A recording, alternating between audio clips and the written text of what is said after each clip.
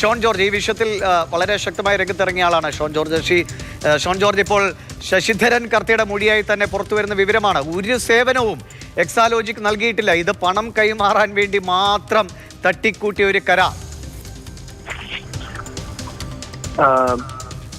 ഇത് ശശിധരൻ കർത്തയുടെ മാത്രമല്ല, ആ കമ്പനി ബന്ധപ്പെട്ട അവരുടെ ചീഫ് ഫിനാൻസ് ഓഫീസർ, അവരുടെ സോഫ്റ്റ്വെയർ എഞ്ചിനീയേഴ്സ്, എന്തിന് വീണയുടെ ഉദ്യോഗസ്ഥർ, വീണ തന്നെ പ്രത്യേകിച്ച് സേവനങ്ങളൊന്നും നൽകിയിട്ടില്ല എന്ന് വീണ തന്നെ മൊഴി കൊടുത്തിട്ടുണ്ട്. കാരണം അവർക്കൊരിക്കലും സേവനങ്ങൾ നൽകിയത് എന്താണ് എന്ന് SFIയുടെ മുമ്പിൽ പ്രൂവ് ചെയ്യാൻ കഴിഞ്ഞിട്ടില്ല.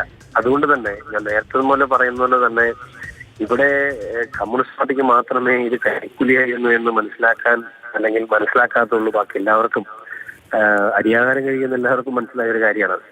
അതുകൊണ്ട് ഇത് മാത്രമല്ല, ഈ മൊഴികള് SFIയുടെ അന്വേഷണ റിപ്പോർട്ടിൽ വളരെ കൃത്യമായി ഈ മൊഴികളെല്ലാം രേഖപ്പെടുത്തിയിട്ടുള്ളതാണ്. അപ്പോൾ എൻഫോഴ്സ്മെന്റ് ഡയറക്ടറേറ്റിന് ഇനി പണി വളരെ എളുപ്പമാണ്. ഇത് എല്ലാ ഇവൻ അവരുടെ എനിക്ക് സുരേഷ് കുമാർ എന്നാണെന്ന് എനിക്ക് തോന്നുന്നു, അദ്ദേഹത്തിന്റെ ഉൾപ്പെടെ അവരുടെ ചീഫ് ഫിനാൻസ് ഓഫീസർ ഉൾപ്പെടെ ഉള്ളവരുടെ മൊഴികൾ വളരെ വ്യക്തമായി തന്നെ പിണറായി വിജയനും മാത്രമല്ല 200 കോടി രൂപയിലധികമാണ് ഇത്തരത്തിൽ ആ 4 വർഷക്കാലം ചെലവഴിച്ചിട്ടുള്ളത്. ആ 200 കോടി രൂപയിൽ എത്ര രൂപ പിണറായി വിജയൻ കൈപ്പറ്റിയിട്ടുണ്ട്, അതിന് എത്ര രൂപ മറ്റ് രാഷ്ട്രീയ നേതാക്കളും സമുദായ നേതാക്കളും അതുപോലെ ഉദ്യോഗസ്ഥരും കൈപ്പറ്റിയിട്ടുണ്ട് എന്നുള്ളത് ഇനി ഇഡിയുടെ അന്വേഷണത്തിന് ശേഷം വെളിവാകുന്ന കാര്യമാണ്.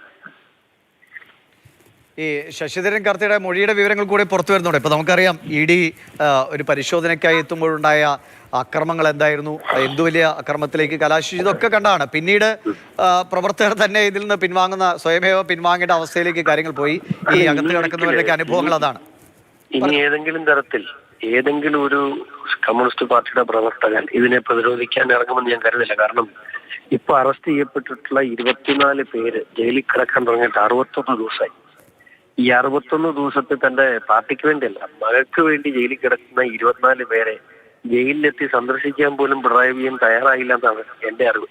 അപ്പൊ അതുകൊണ്ട് ഇനി ഒരാളെ ഇതിന് തടസ്സം പിടിക്കാനോ പിണറായി വിജയന് ചിന്താമത വിളിക്കാനോ കേരളത്തിൽ കിട്ടും, നല്ല സഖാക്കളെ കിട്ടുമെന്ന് ഞാൻ വിശ്വസിക്കുന്നില്ല.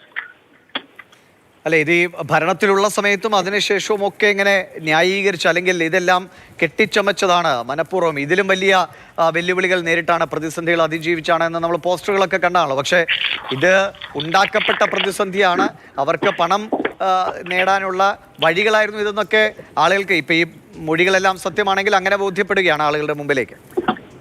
ഉദിച്ചു നിൽക്കുന്ന സൂര്യനെതിരെ പോലും ന്യായീകരണം പറയുന്ന അല്ലെങ്കിൽ അതല്ല എന്ന് പറയുന്ന കമ്മ്യൂണിസ്റ്റുകാരോട് നമുക്ക് എന്ത് പറയാൻ പറ്റും?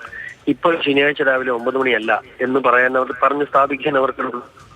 അത് നമ്മളോട് പറഞ്ഞ് സ്ഥാപിക്കാനല്ല, അവരുടെ അണികളിലേക്ക്. ഇപ്പൊ അങ്ങനെയല്ല. ഇപ്പോ യഥാർത്ഥത്തിൽ ഇത് ശനിയാഴ്ച അല്ല, ഇത് മറ്റൊരു ദിവസമാണ്.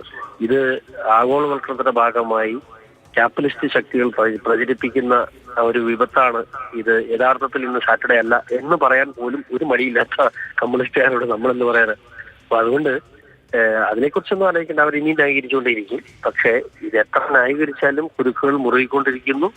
ഒരു കാരണവശാലും പിണറായി വിജയൻ എന്ന കള്ളനാണയം ഇനി കേരള രാഷ്ട്രീയത്തിൽ എടുക്കാ ചരക്കായി മാറുകയാണ് എന്നുള്ള കാര്യത്തിൽ ആർക്കും ഒരു സംശയം വേണ്ട.